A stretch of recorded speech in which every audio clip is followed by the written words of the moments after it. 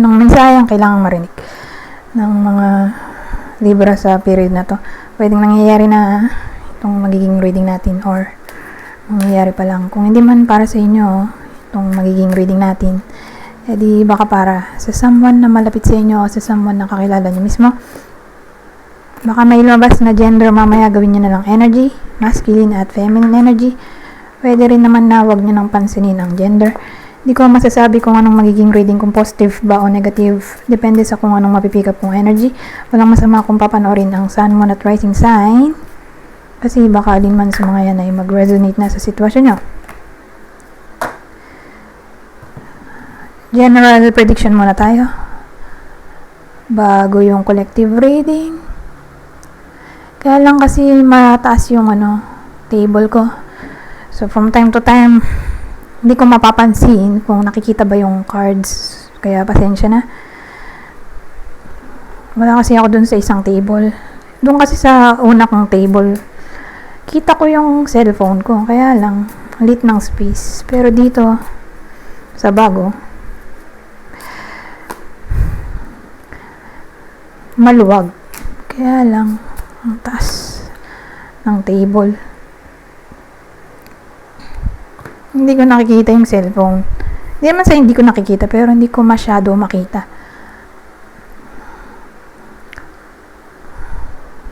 Anyways, magsimula na tayo. Ito, desert island, fate, bouquet, stars, ano kaya to?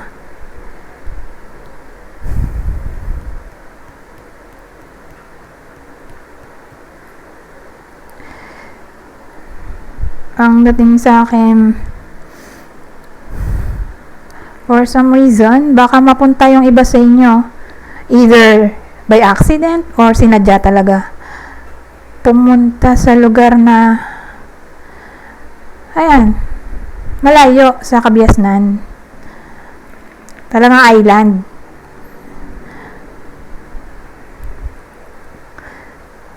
And the thing, kasi pwede rin vacation. So baka sa El Nido to, o ewan ko kung saan. Basta siya, secluded place na wala masyadong katao-tao. Parang virgin pa yung lugar. Hindi pa nasisira yung nature. So either sinadya, kasi kung sinadya, edi yun nga, pinagplanuhan na mapuntahan, parang bakasyon. Ngayon, ibang case ay napunta doon, hindi dahil sinadya, kundi by accident. Sabihin natin, may sinaknyang barko, tapos barko or boat na nasira. So, ayun. Dun sila napadpad sa lugar na walang katao-tao nga. O wala talagang tao. O kung meron man kunti nga lang.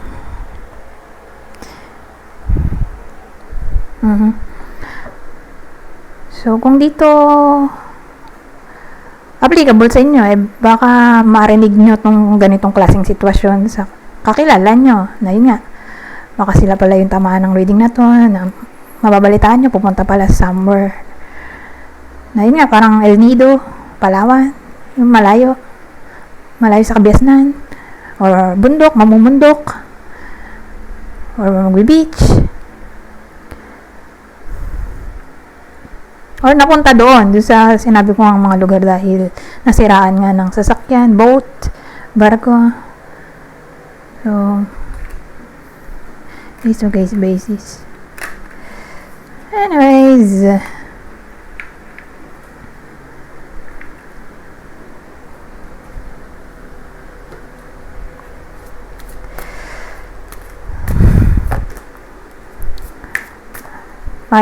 tayo, di ba? Libra. Pero may Pisces dito. Ano to? Chance, Pisces. Ang klaseng chance to.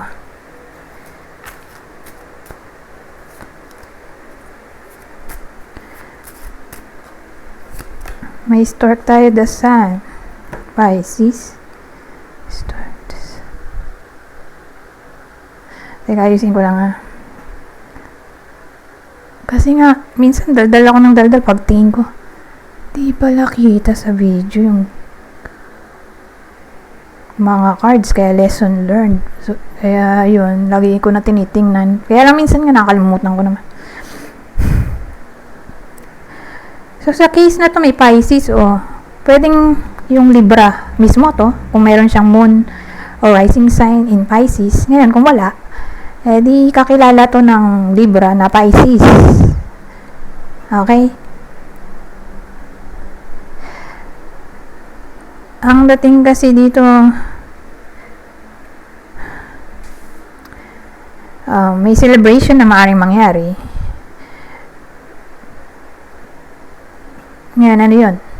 Relocation, vacation, traveling, promotion, good change na lang. Lahat ng good change. Na, yun nga, ikakasaya kasi may sun dito eh. So, yun yung chance. Chance ng celebration. Pregnancy. Actually, kung yun ang gusto, pregnancy. Posible din naman. Or, let's say, problemado. Ibig sabihin, nangyayari na to. Problemado yung iba sa inyo na somewhat gusto nilang maiba naman ang ihip ng kapalaran. So, pwede rin dito. May progress, in short. Ngayon, ibang case kung dito pregnancy, ano na to, delivery na ng baby. Ibig sabihin, mga anak na, may pregnant na, mababalitaan yung mga anak na. Kasi nga, kung di kayo to mismo, kakilala nyo kasi general reading to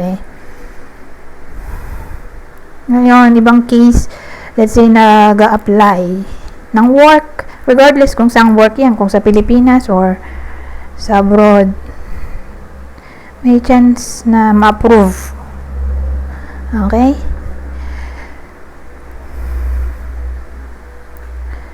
May iba naman nag-a-apply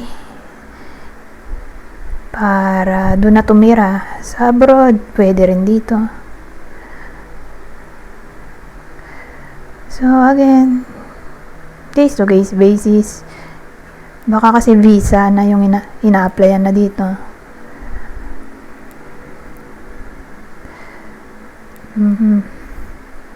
Ngayon, recovery, improvement, renewal, pwede rin.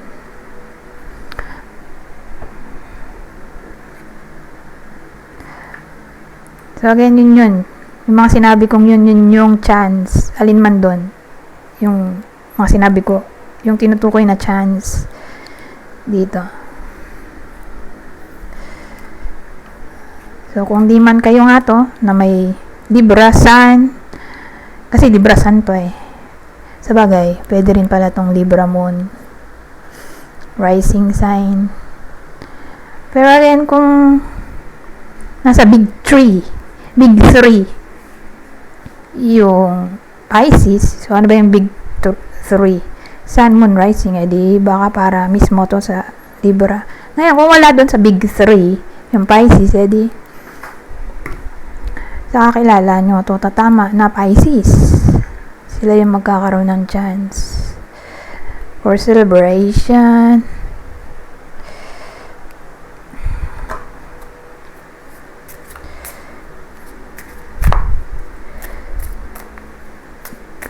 Excuse me. Yun.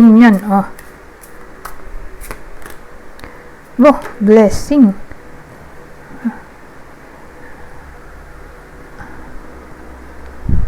Kaya yun. Ayun. Nag-flip na. Garden.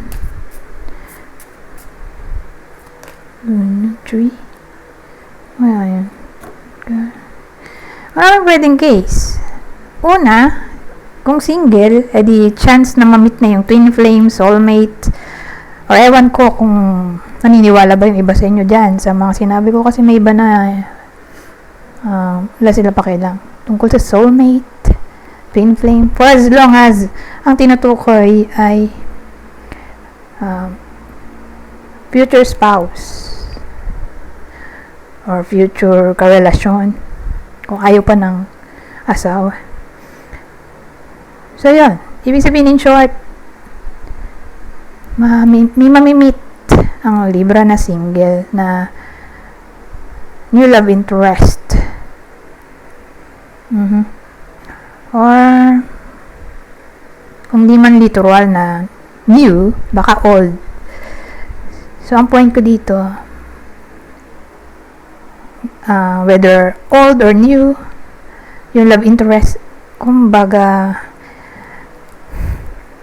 yun yung blessing. Okay? Depende kung sino yung type nyo. Kung old or new, someone someone kung ang gusto nyo ay new relationship or old, yun yung blessing. So in short, may union or reunion. Ngayon, kung in a relationship yung iba, edi papasok na dito yung engagement, wedding, or kung di man diretso agad sa ganon, edi mapag-uusapan. Ngayon, kung nakaschedule na, kasi may iba nakaschedule na, baka nakaschedule na sa period na to,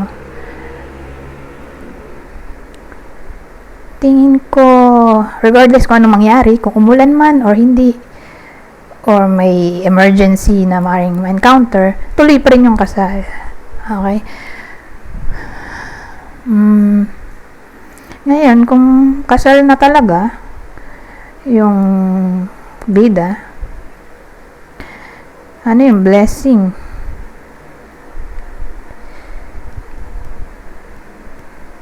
Good health or date yung magkarelasyon, yung kasal na magkarelasyon, date sila, madalas silang lumabas para magkaroon ng quality time sa isa't isa, which is healthy, diba? Kasi bibuild kayo ng intimacy or closeness.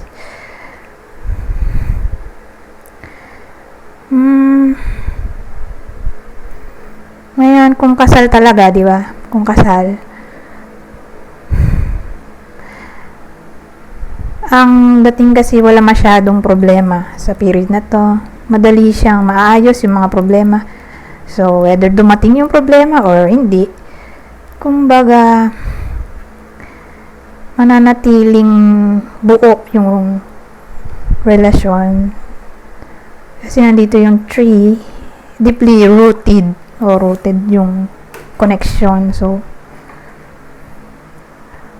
pag ganoon, hindi agad-agad maghiwalay regardless kung anong mga problema ang ma-encounter. Pero more like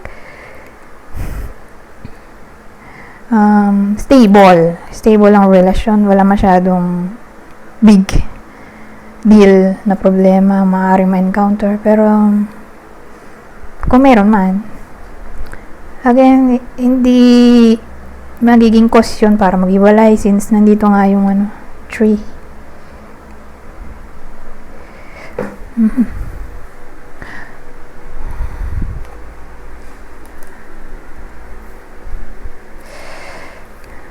So sa part na to, last spread na tayo bago tayo mag-transition sa collective reading.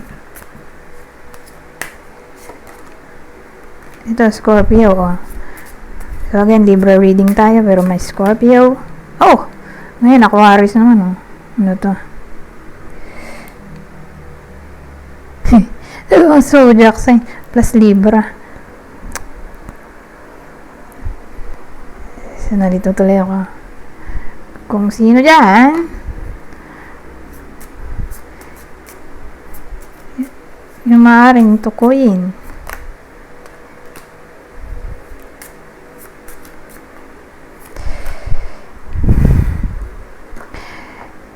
So, pwedeng kayo mismo to, na Libra, di ba? Kaya lang sabi ko kanina, etong reading natin pwedeng sa Libra Sun, Moon, Rising. So, ang dating, kung meron man yung nanonood ng Scorpio or Aquarius, dun sa Big 3, Sun, Moon, Rising sign, di ba kasi sila mismo to. Ngayon, kung wala, literal na Libra lang, di kakilala to ng Libra na Scorpio or Aquarius.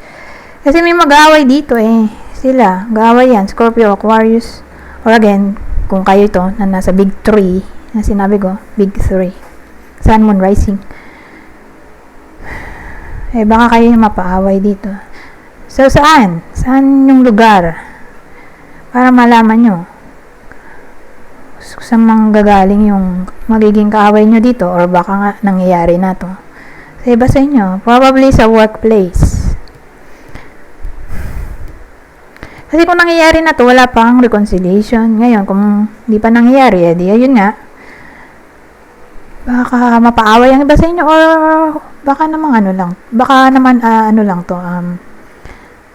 misunderstanding. Kasi may tayo club. Yung club ay whip. May iba broomstick.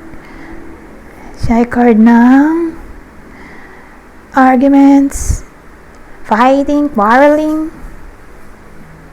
disagreements, or anger. Depende sa sa case. Kasi marami naman siyang ibang meaning. Pero sa case na to, doon siya pumalo. Ngayon, let's say, wala namang trabaho yung iba sa inyo. So, paano yun? Paano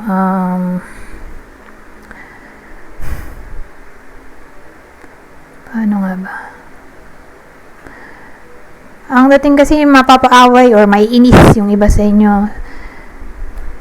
Regardless kung saang lugar. Pero sabi ko kanina, kung walang work, 'di ba, saan?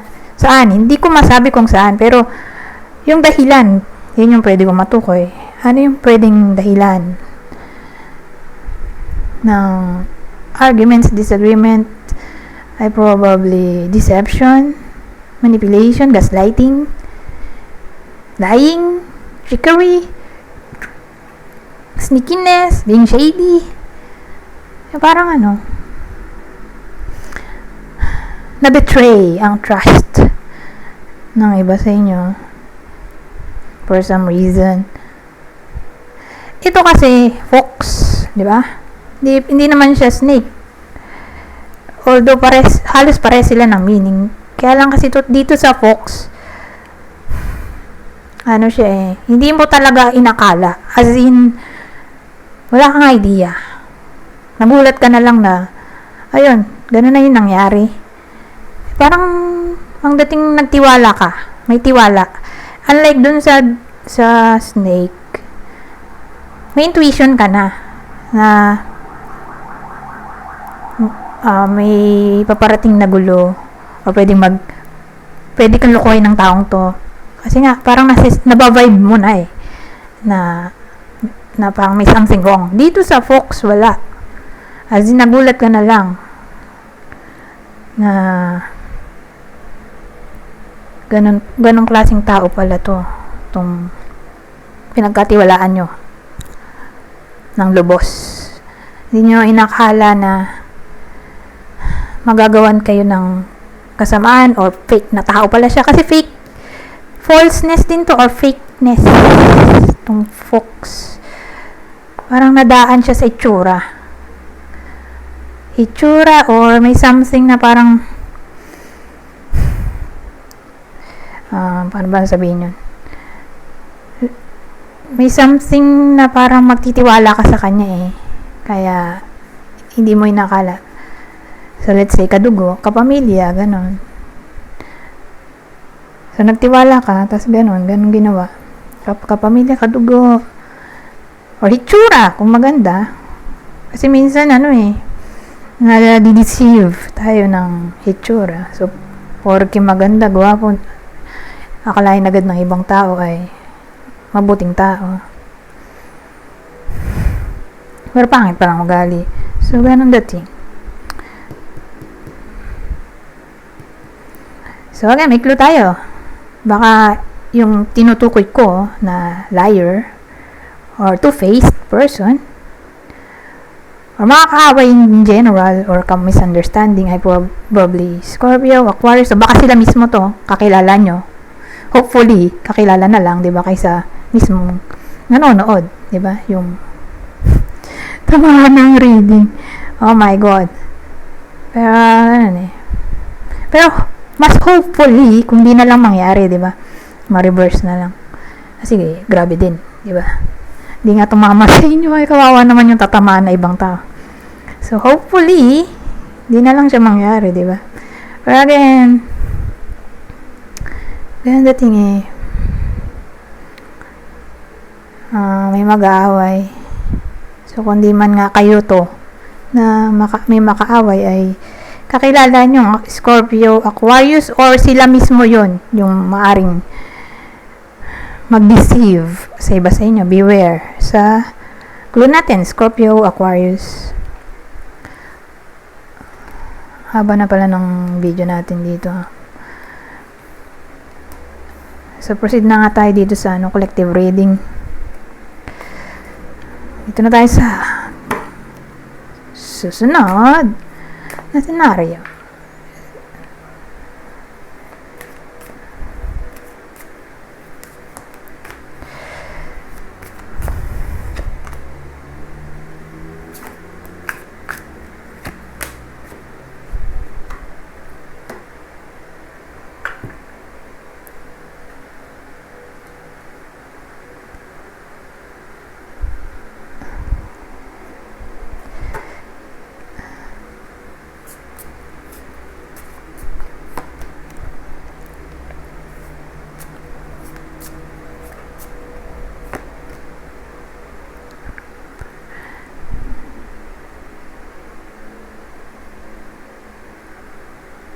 Teka lang ayusin ko lang sandali para presentable naman.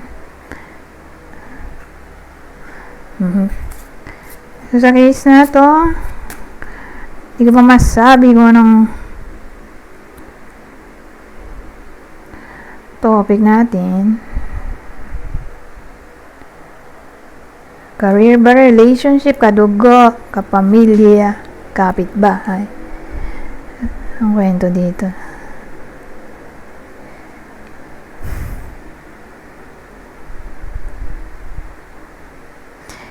Ano to eh? Separation reading? Probably may mga anak yung bida. Pero kung ang topic ay separation, walang third party. Ang nakikita ko lang na reason ng breakup ay neglect. Neglect o ang cause ng separation ay neglect or abandonment. Or kung di pa rin applicable, may mabisyo. Puno na ng bisyo yung partner. At yun yung naging cause kung bakit naghiwalay. Actually, pwede rin pala dito, no? Third party. Fish kasi ay marami. Meron nga nung, ano ba yung kasabihan? Fish, ano yun? Plenty of fish in the water. Ay, nakalimutan ko pala eh. Yung huwag kang mag-settle for less dahil marami namang isda sa tubig. Ano nga ba yun? Nakalimutan ko na. Hindi ko maalala. Anyways. Ayun, yun na lang. Ang dating dito.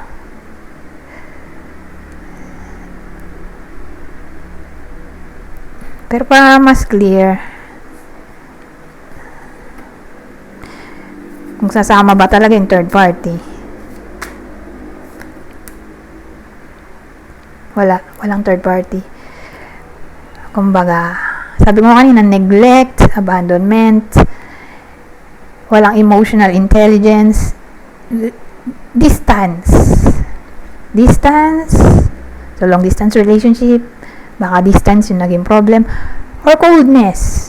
Kasama nga sa isang bubong pero hindi sila masyado nag-uusap, or kung long distance naman, ang dating, long distance na nga, hindi pa sila nag-uusap ng madalas, di ba? Ano relasyon pag ganun? Layo nyo na nga sa isa't isa, tapos pa kayo nag-uusap. So, yan. Ganun dating. Ano siya, tawag ito, relationship, reading. Pero again, may child kasi, so probably may mga anak. Yung bida dito. Pero again, hiwalay na.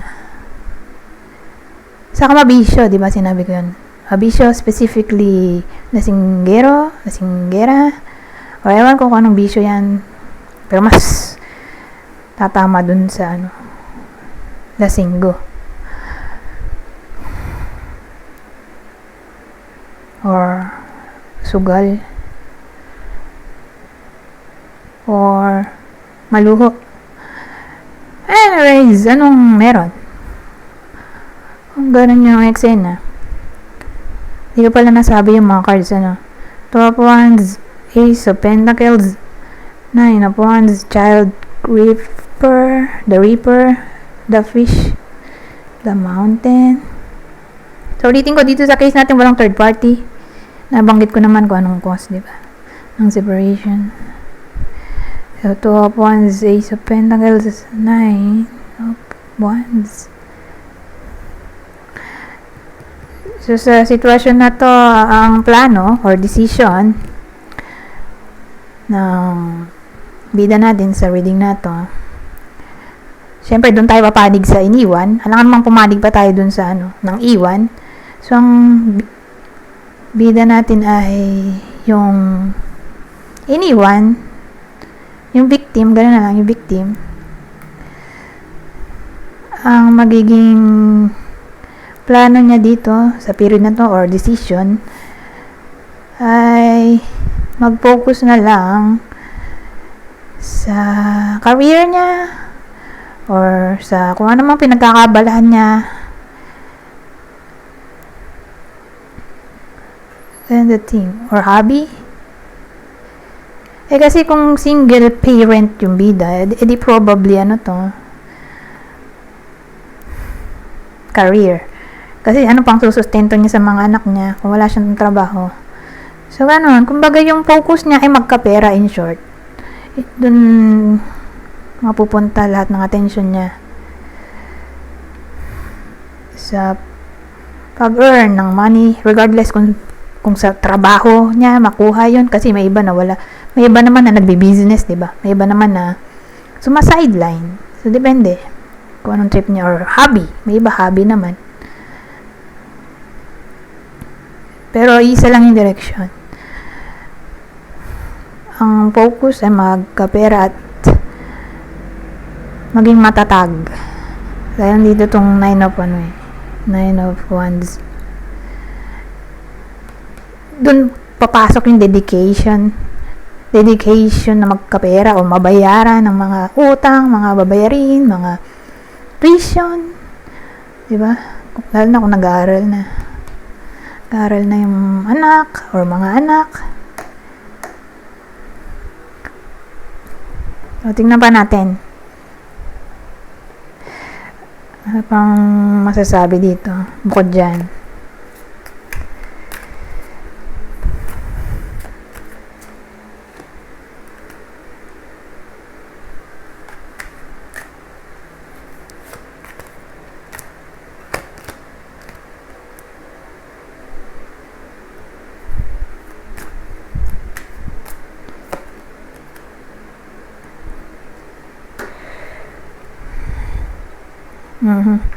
So, ngayon, Page of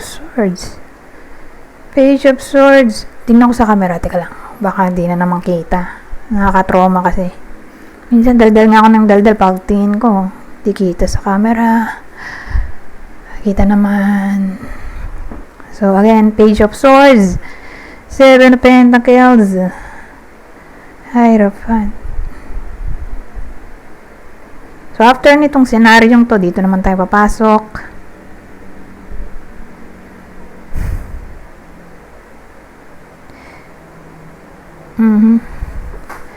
So, ang dating sa akin sa period na to,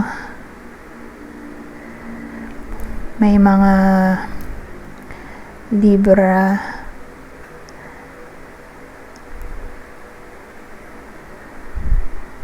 na para bang magiging open sa counseling. Kasi andito itong Hierophant. Open to kasi parang curiosity or open-mindedness. Ito naghihintay sa 7 of Pentacles. So, ang dating sa akin, kumbaga, baka nagpatawad na dito or willing pa magpatawad yung bida natin. For as long as bumalik yung partner niya, willing siya magpatawad. Or for as long as mag-sorry siya or magpaliwanag yung partner sa nangyari. Parang open sa counseling nga. Ganda tingin. Open sa reconciliation in short. Yung bida natin. Ang dating kasi sa akin, somehow, willing pa maghintay yung bida. Doon sa partner niya na bumalik siya. Kasi andito yung Hierophant na parang committed pa rin siya doon sa partner niya. Siguro dahil kasal sila, alang-alang na lang sa anak. Ayun, willing pang magpatawad. Again, the thing. Pero again, ang dating sa akin, hindi pa makalet go fully yung bida dito, or tawag dito, naghanap siya ng closure. Let's say, ayaw na niya talaga makipagbalikan, pero somehow gusto niya ng closure sa nangyari. Bakit nga ba ganun ginawa sa kanya? So from there, na yun nga, kung sakaling magkaroon ng closure, dun palang mahihil yung bida natin. So again, case to case basis. Baka yung iba sa inyo ay ganun, ayaw na talaga, at yun na lang talaga ang gusto, closure, yung mga pag-usap at makakapagpaliwanag ng nangyari. Bakit nag-lead sa abandonment, or bakit ganun yung tinakbo ng pangyayari. Basta ganun dati. Anyways,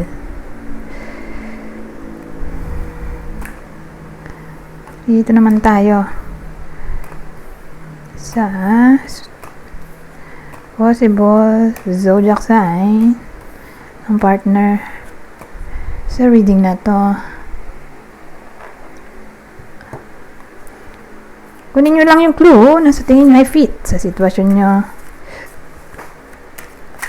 So again, ito yung partner, possible partner ng Libra sa reading na to.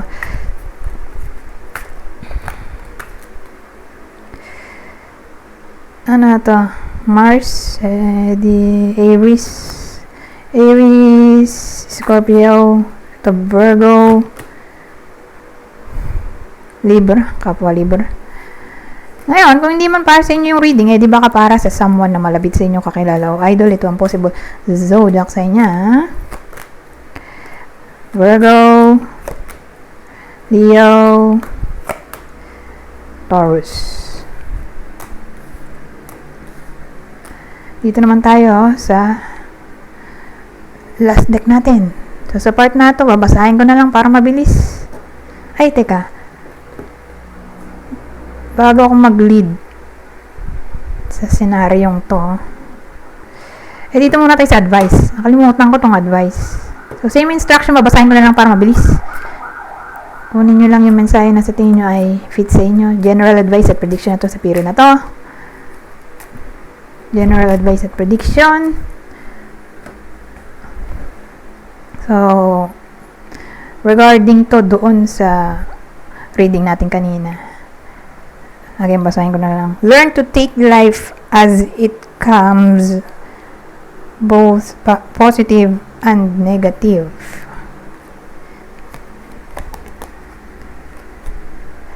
Dito.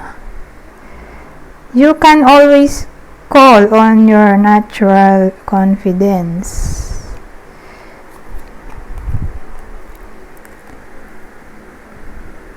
Dito.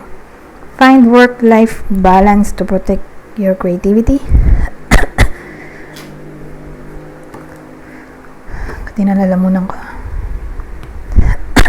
Kung kailan patapos na tayo, doon ang ating lalamunan ko. Dito kasi sa deck na to, love prediction or love advice to eh. Dito kasi general eh. Pwedeng love, pwedeng career. Dito sa case na to, love lang talaga. Kaya pinag-iwalay ko. So again, basahin ko na lang para mabilis. Ay, third party oh. Pero sa case na to, dito tawag doon, connected sa reading natin kanina, sa collective. Ito ay para sa lahat. Beware. Okay? In general ba? Kumbaga, in general, mag-ingat. Ayan. Mag-ingat, lalo na yung mga in a relationship. Sa possibility ng third party, you may be dealing with a karmic situation. So, ayan, beware. Lalo na yung mga in a relationship.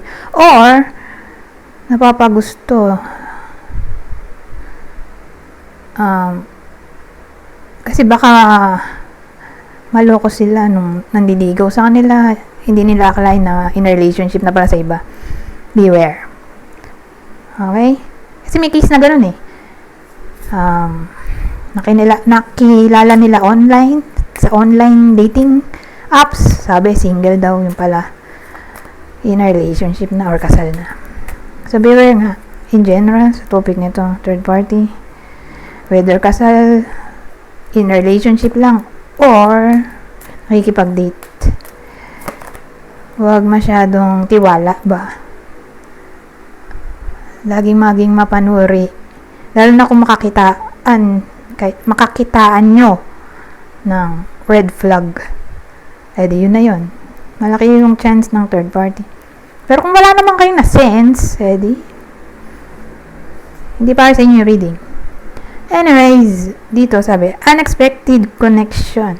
Opposites attract. At ang huli,